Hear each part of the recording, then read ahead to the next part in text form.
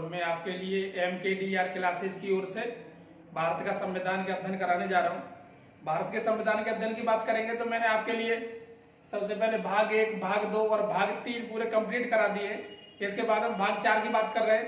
तो भाग 4 में मैंने पहला पार्ट अगर हम बात करेंगे 2-3 पार्टों में थोड़ा डिवाइड कर दिया है क्योंकि ज्यादा बड़े बड़े पार्ट हुए जा रहे थे इस चक्कर में। तो भाग 4 की बात करेंगे। भाग 4 नीति के निर्देशक तत्व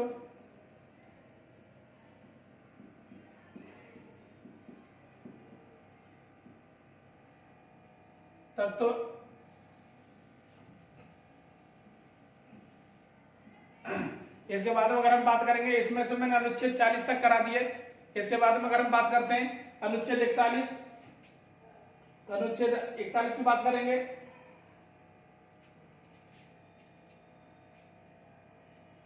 अनुच्छेद 41 में दिया गया है काम, शिक्षा,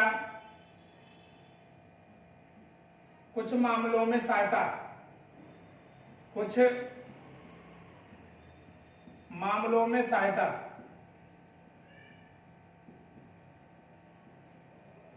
अब थोड़ा सा ध्यान देंगे, काम, शिक्षा, कुछ मामलों में सहायता।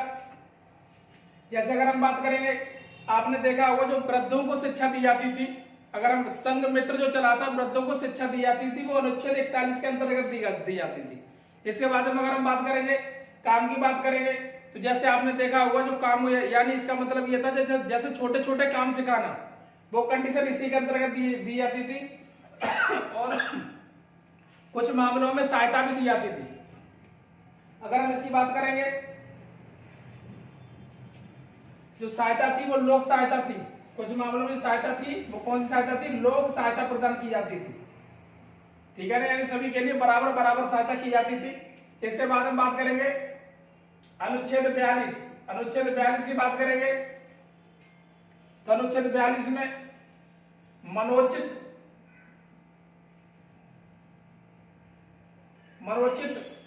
कोमा महिला प्रसूति।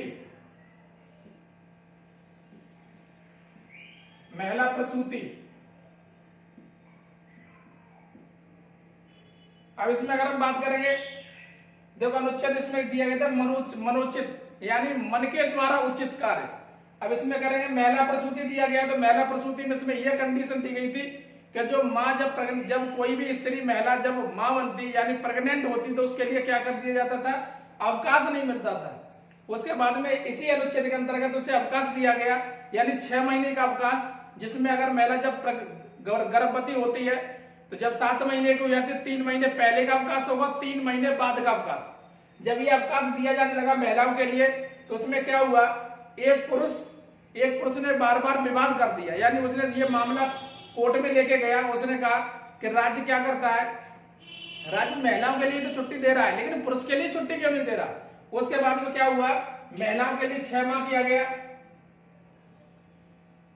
महिलाओं के लिए 6 माह और पुरुष के लिए 1 माह कर दिया। 1 माह में करेंगे तो 15 दिन जब महिला बच्चे को जन्म देती है उसके बाद, और 15 दिन जब बाद और पहले,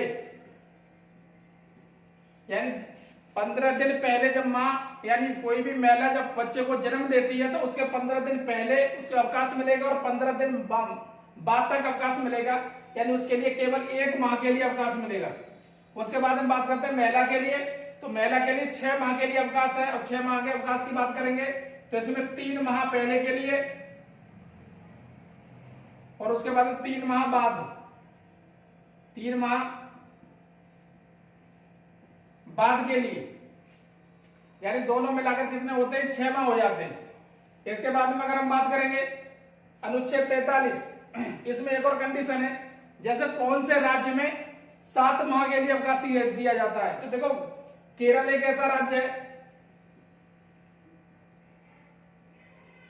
केरल में 7 माह के लिए अवकाश दिया जाता है,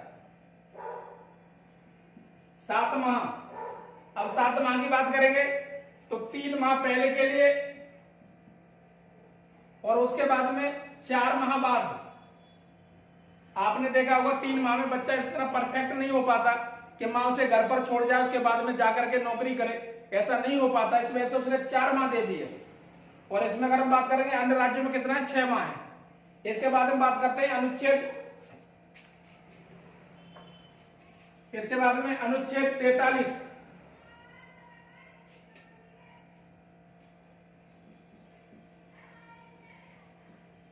अनुच्छेद 43 की बात करते हैं। तो इसमें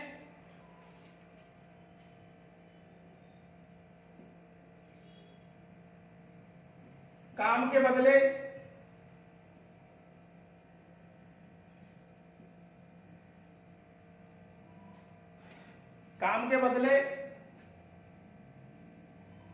धन,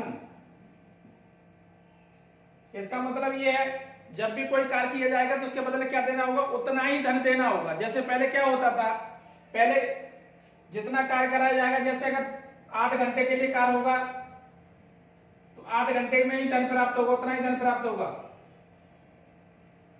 पहले क्या होता था, जैसे काम कराते थे 12-12 घंटे हो जाता था, 14-14 घंटे हो जाते थे, और उसके बाद में उसे जो धन दिया जाता था वो कम दिया जाता था। अब उसमें क्या कर दिया गया, जितना काम होगा उतना ही धन दिया जाएगा, यानी जो काम निश्चित कर दिया गया वो केवल 8 घंटे के लिए कर दिया गया। आपने देखा होगा ज्यादातर जितनी भी कंपनियां हैं वो सिर्फ केवल कितने के लिए, 8 घंटे के लिए कार्य कराती है। इसके बाद हम बात करेंगे, इससे दूसरी बात, इसका दूसरा नाम है निर्वाह मजदूरी। निर्वाह मजदूरी,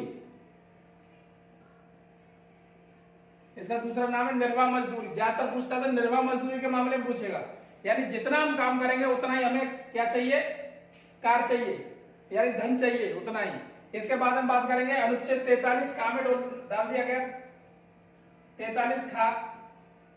इसमें अगर हम बात करेंगे तो इसमें जो डाला गया था 43 खा में, इसमें सहकारी समितियां या सहकारी सोसाइटी, सहकारी समिति, सहकारी समिति इसमें डाल दी गई। इसमें एक और बात करेंगे, इसमें एक और कंडीशन कर दी गई, जब भी कोई भी योजना बनाएंगे, यानी जब भी कोई भी ऐसी कोई योजना कंपनी या फिर मतलब कोई भी जैसे समिति कोई ऐसी योजना बनाएगी तो उसमें निम्न वर्ग के कर्मचारी भी और उच्च वर्ग के कर्मचारी भी सब मिलकर के योजना बनाएंगे, और उस योजना को जब सब सहमत होंगे उसके बाद में पारित की जाएगी, जो किसमें दिया गया, अनुच्छेद 43 में दिया गया। जैसे अगर हम बात करते हैं, जैसे कोई एग्जाम्पल में, जैसे कोई कंपनी है, कंपनी बात करेंगे तो सैमसंग की कंपनी है। अब सैमसंग की कंपनी एग्जाम्पल में जैसे ये क्या करेगी, बैठक बुलाएगी, बैठक बनाने के बाद में उसमें कर्मचारी, छोटे छोटे कर्मचारी भी होंगे, छोटे छोटे का मतलब होता है जैसे मजदूरी यानी हेल्पर, और उसके बाद में बड़े यानी मैनेजर भी होगा उसमें, और आकर के बैठक कर रहे होंगे, उसमें एक दूसरे सुझाव देंगे, सुझाव देने के बाद में जो परामर्श मान्य होगा उसे स्वीकार किया जाएगा। उसमें यह नहीं हो सकता कि ये निम्न वर्ग का इसमें बैठक में भाग नहीं लेगा। तो सभी मिलकर के जो ये की योजना बनाएंगे और उनके अनुसार ही काम करेंगे, जो अनुच्छेद 43 कहता है। इसके बाद हम बात करते हैं, इसके बाद हम बात करते हैं अनुच्छेद 44। 44 में समान सिविल संहिता,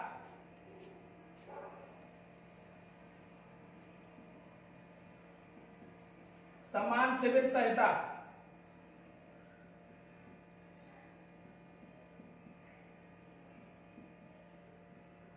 समान सिविल संहिता की बात करेंगे।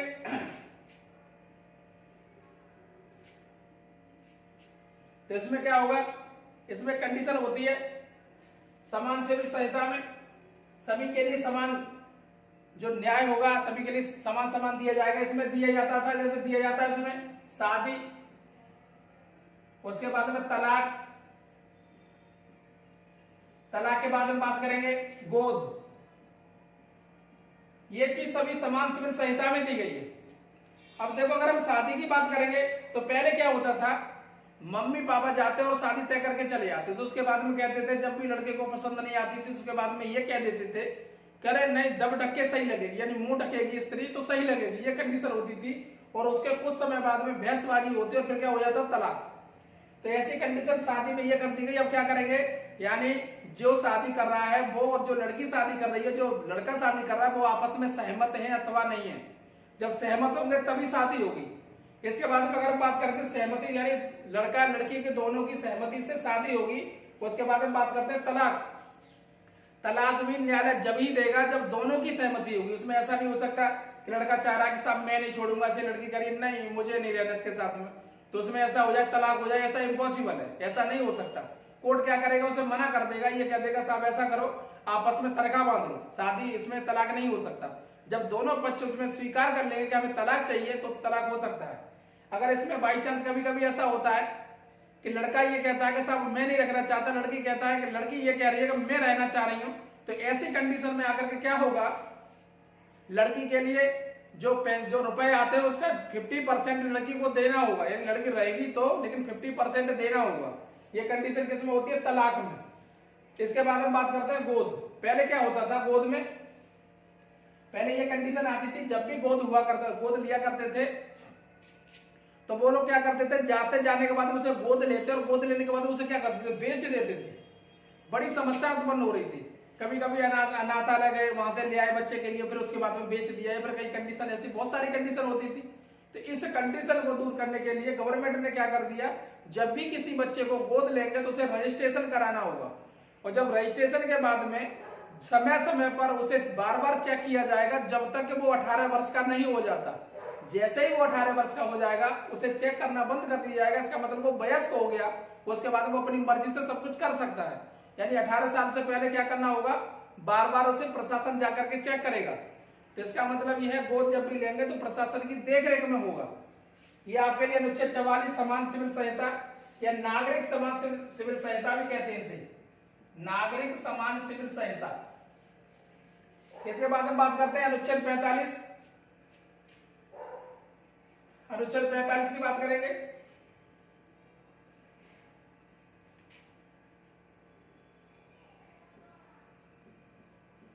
अनुच्छेद 45 में यह दिया गया है 6 से 14 साल के बच्चों के लिए, 6 से 14 साल के बच्चों के लिए निःशुल्क शिक्षा का, 6 से 14 साल के बच्चों के लिए निःशुल्क शिक्षा का प्रावधान राज्य उपलब्ध कराएगा। अगर हम बात करेंगे अनुच्छेद 21 में यह दिया गया है कि 6 से 14 साल के बच्चों के लिए निःशुल्क शिक्षा का प्रावधान बच्चा स्वयं अपना अधिकार है, यानी उसका स्वयं का अधिकार है, वो ग्रहण कर सकता है, उसे ग्रहण करने का अधिकार है। वो उसके मामले में कहां पर, सुप्रीम कोर्ट में जाके याचिका दायर कर सकता है।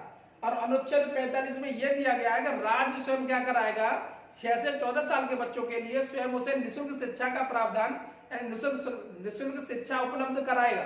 यह अनुच्छेद 45 में दिया गया है। इसके बाद में अगर हम बात करते हैं अनुच्छेद 46, देखिए अनुच्छेद 46 दूसरी वीडियो बनाएंगे। अगर आपको ये मेरी वीडियो पसंद आई हो तो आप मेरे चैनल को सब्सक्राइब करें, बेल आइकन दबाएं और कमेंट भी करें तथा लाइक भी करें। जब कमेंट बार बार करते हैं तो मुझे थोड़ा पता चलता रहता है कैसी वीडियो बन रही है, कैसा लग रहा है, शॉर्ट में वीडियो बनानी चाहिए या अथवा लॉन्ग में वीडियो बनानी चाहिए।